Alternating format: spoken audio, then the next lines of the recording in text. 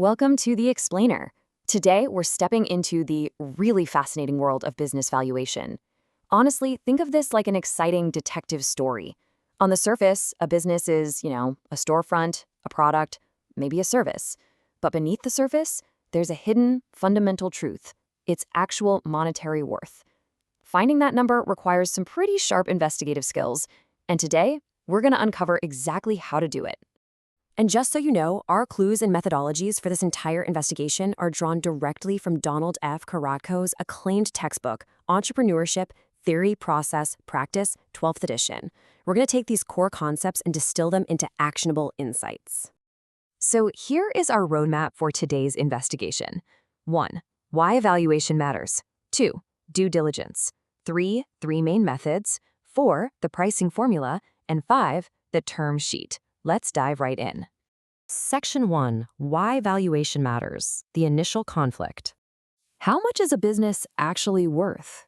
I mean, think about it. If you walk past a super busy local bakery with a line out the door, you might think, wow, this place is a total gold mine. But surface appearances can be incredibly deceiving. High revenue doesn't always equal high profit, and massive assets might be drowning in massive debts. So we absolutely need a way to find the real number. Right out of the gate, any valuation creates a total clash of interests. It's a lot like when you're buying or selling a house. The buyer's goal is always the lowest price possible, right? They want a deal. The seller's goal is the highest price possible. But with a business, the seller also brings a heavy dose of what we call emotional bias. I mean, they built this company. They poured their blood, sweat, and tears into it for years. So naturally, they genuinely believe the venture is worth a great deal more than the cold hard numbers might suggest. Bridging that gap is exactly why we need objective valuation. But here's the thing, we don't just value businesses to sell them outright. Valuation is a necessary everyday tool for survival and growth. You need a precise valuation if you're establishing an employee stock option plan, trying to raise growth capital from investors, figuring out your estate and inheritance taxes, maybe buying out a partner, or even taking a company public. It really is the foundational metric of corporate finance. Section 2. Due diligence. Uncovering the true costs.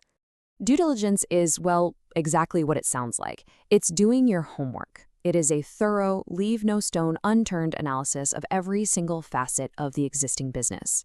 You aren't just looking at past performance, you're addressing future trends and, critically, figuring out how much capital is truly needed to take over. And this perfectly illustrates why due diligence is so vital. When you buy a business, you aren't just paying the purchase price. There is literally a mountain of hidden acquisition costs. You have to factor in family living expenses while you transition, moving costs, professional legal and accounting services, remodeling, new inventory, utility deposits, and, this is a big one, a reserve to cover at least 3 months of operating expenses. Due diligence ensures you don't buy a business only to go bankrupt on day one, just because you forgot to budget for a new exterior sign and a local business license.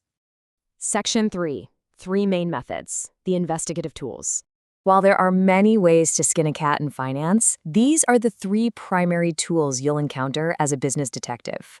We have the adjusted tangible book value, the price-to-earnings ratio, and the discounted earnings method. Let's de-jargonify each of these right now so they make perfect sense. First up is the adjusted tangible book value. In plain English, this simply computes a firm's net worth by taking the total value of your assets, basically your physical stuff, and subtracting your liabilities, which is what you owe. Now, the key word here is adjusted. We adjust the value of the assets on the balance sheet to reflect their true economic worth today, which means accounting for things like bad debt reserves or loans made out to employees.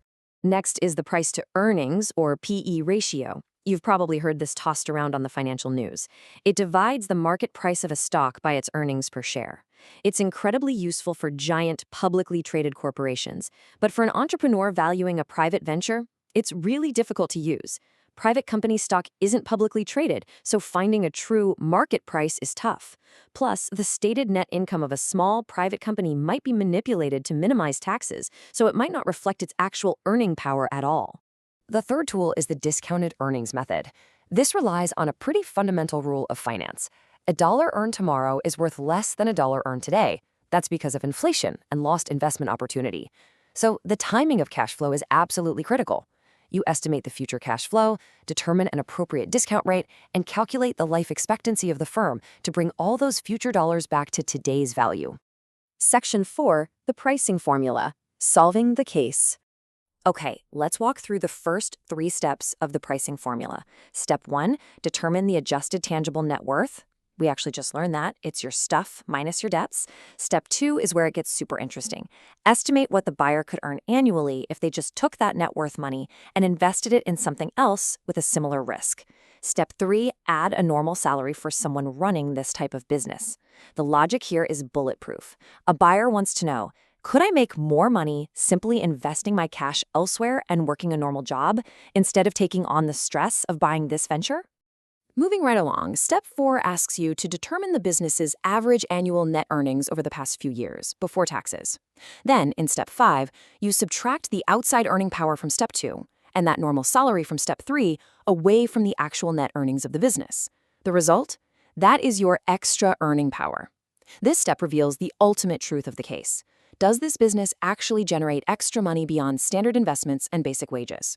If there is extra earning power, it means the business has goodwill or intangible value. Goodwill represents those unique, somewhat invisible assets, a highly recognized name, patents, or just a killer location.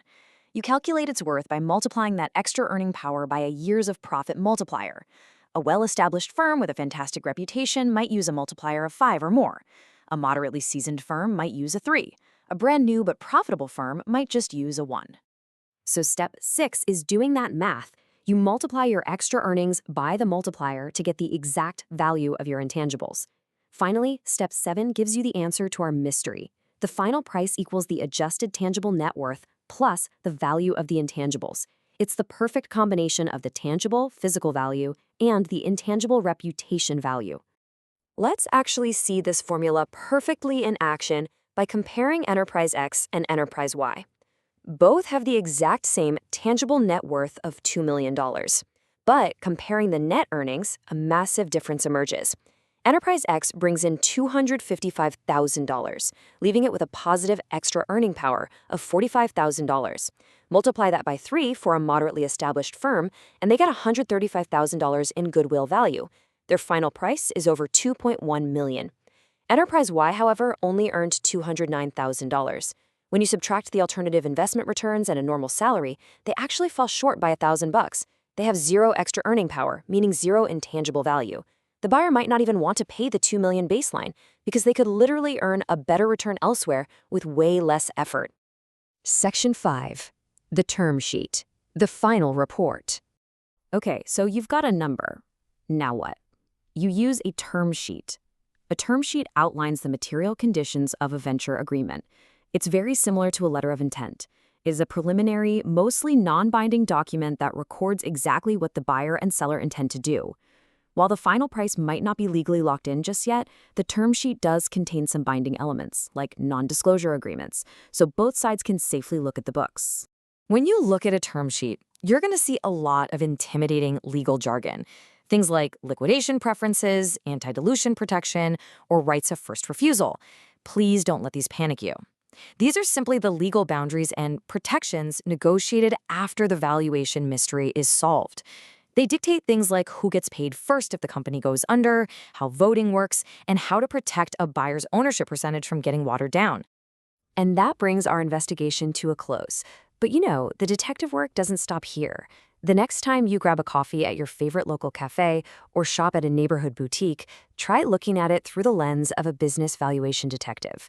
Look past the line out the door. If you were evaluating that business, what hidden value or hidden flaws would you look for first? Thanks for joining me on this explainer, and keep questioning the true value of the world around you.